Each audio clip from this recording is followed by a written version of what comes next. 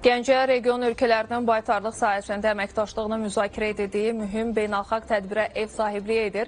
İclasda transsərhəd heyvan xəstəliklərinə qarşı birgə mübarizə və gələcək fəaliyyət istiqamətləri də müzakirə olunur. İndi isə tədbirin keçirildiyi məkana bağlanmağa çalışaq. Əməkdaşımız Xəyalə Mürsəl verilən açıqlamaları diqqətimizə çatdıracaq.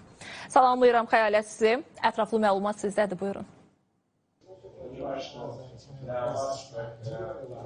Salamlayırıq sizi Gəncədən. Bəli, hazırda Gəncə şəhərində Azərbaycanın sədrliyi ilə dabaq və xırda buynuzlu heyvanların taun xəstəlikləri üzrə Qərbi Avrasiya Regional Məsləhət Qrupunun növbəti iclası keçirilir. Tədbirdə Azərbaycanla yanaşı Qazaxıstan, Özbəkistan, Qırğızistan, Gürcüstan kimi ölkələrin aidiyyatı qurumlarının, həmçinin deməli Ümumdünya Heyvan Sağlamlığı Təşkilatının və İqtisadi Əməkdaşlıq Təşkilatının nümayəndələri iştirak edirlər və paralel olaraq tədbirə onlayn şəkildə digər ölkələrdən də qoşulanlar var, aidiyyatı qurumlardan.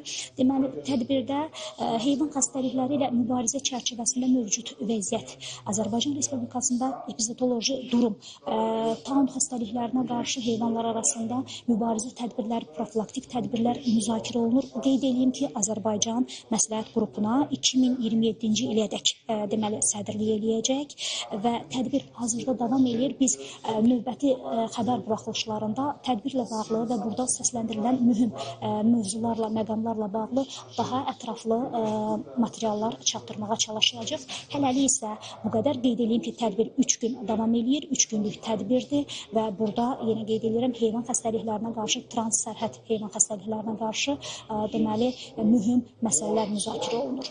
Hələlik isə sözü ötürürəm xəbər mərkəzinə. Təşəkkürlər.